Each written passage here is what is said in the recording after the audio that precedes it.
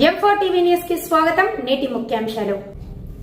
M4 TV news ప్రేక్షకులకు నిజాయితీగా, నిర్భయంగా ఎప్పటికప్పుడు తాజా కబుర్లు, భక్తి గీతాలు m4tvnews.com వెబ్సైట్ యాప్లు ప్రచురితం, ప్రత్యేక ప్రసారం చేస్తుంది. వార్తలు, ప్రకటనల కోసం సంప్రదించవలసిన సెల్ ఫోన్ నెంబర్లు 9666665026 9014163335.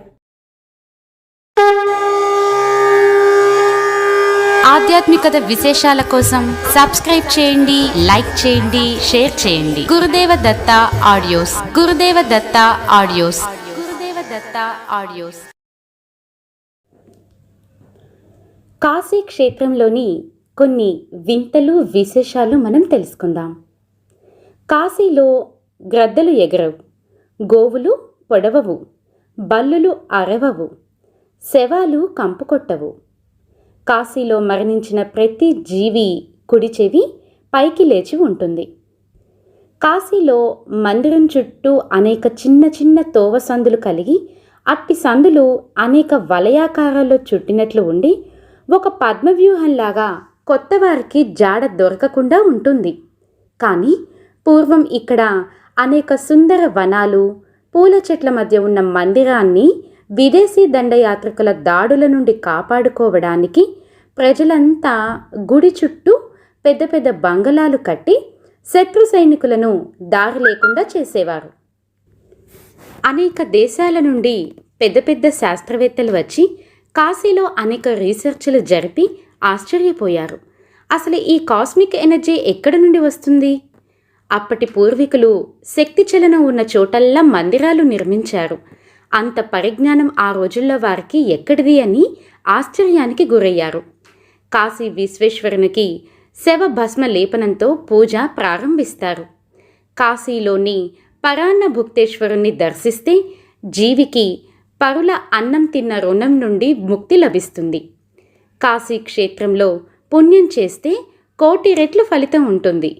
పాపం చేసినా కూడా 1,000,000 రెట్లు పాపం అంటుతుంది అంటారు.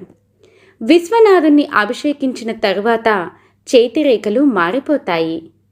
ఇక్కడి శక్తిపీఠం విశాలాక్షి అమ్మవారు జగత్ అంతటికి అన్నం పెట్టే అన్నపూర్ణాదేవి నివాస స్థలం.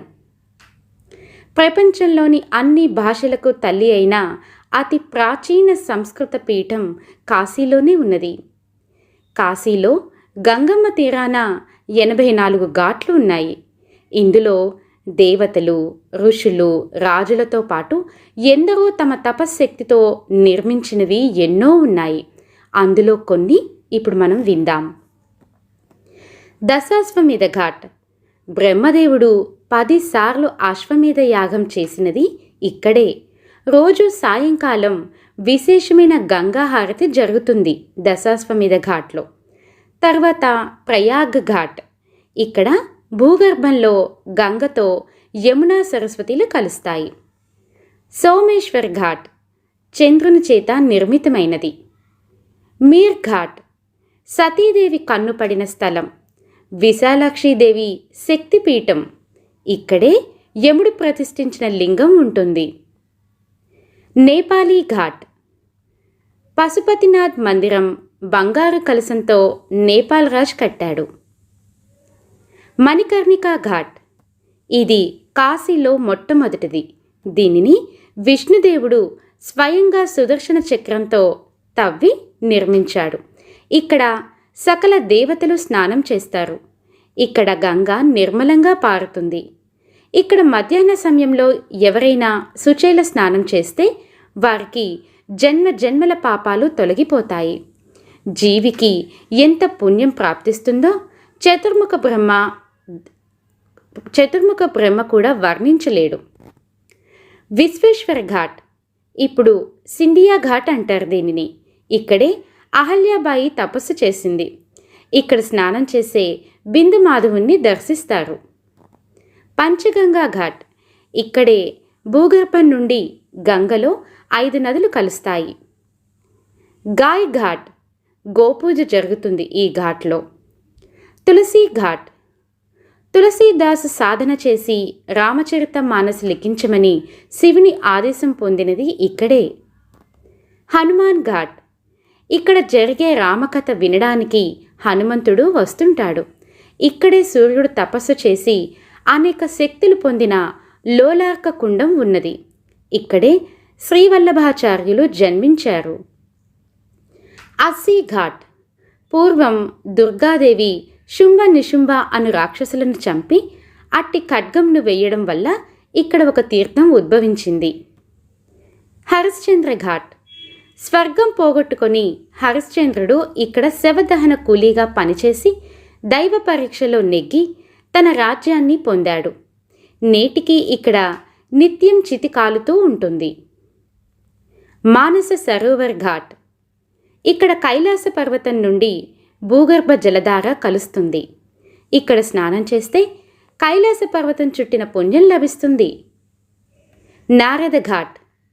నారదుడు లింగం స్థాపించాడు ఈ ఘాట్లో. చౌతస్సీ ఘాట్. ఇక్కడే స్కంద పురాణం ప్రకారం ఇక్కడ 64 యోగినులు తపస్సు చేశారు. ఇది దత్తాత్రేయునికి ప్రీతిగల స్థలం. ఇక్కడ స్నానం చేస్తే పాపాలు తొలగి 64 యోగినుల శక్తులు ప్రాప్తిస్తాయి. రాణా మహల్ ఘాట్. ఇక్కడే పూర్వం బ్రహ్మదేవుడు సృష్టి కార్యంలో కలిగే విఘ్నాలను తొలగించమని వక్రతుండ వినాయకుణ్ణి తపస్సు చేసి ప్రసన్నును చేసుకున్నాడు. అహల్యాబాయి ఘాట్. ఈమె కారణంగానే మనం ఈరోజు కాశీ విశ్వనాథుణ్ణి దర్శిస్తున్నాము. కాశీలోని గంగా నది ప్రవాహంలో అనేక ఘాట్లు, ఆ ఘాట్ల దగ్గరే ఉద్భవించే తీర్థాలు కలిసి ఉంటాయి. పూర్వం కాశీలో దేవతలు, ఋషులు, రాజులు నిర్మించిన అనేక మందిరాలు, కట్టడాలు, వనాల మధ్య విశ్వనాథుని మందిరం ఎంతో వైభవోపేతంగా వెలుగొందింది. కానీ మహమ్మదీయ దండయాత్రికులు కాశీని లక్ష్యంగా చేసుకుని దాడులు చేసి ధ్వంసం చేసిన తర్వాత కాశీని మనం ఇప్పుడు చూస్తున్నాం. విశ్వనాథ, బిందు మాధవతో పాటు ఎన్నో అనేక మందిరాలను కూల్చి మసీదులు కట్టారు.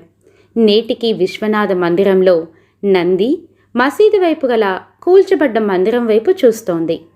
అక్కడే శివుడు త్రిశూలంతో త్రవ్విన జ్ఞానవాపి తీర్థం బావి ఉంటుంది. ఈరోజు మనం దర్శించే విశ్వనాథ మందిర అసలు మందిరానికి పక్కన ఇండో రాణి శ్రీ అహల్యాబాయి హోల్కర్ గారు కట్టించారు.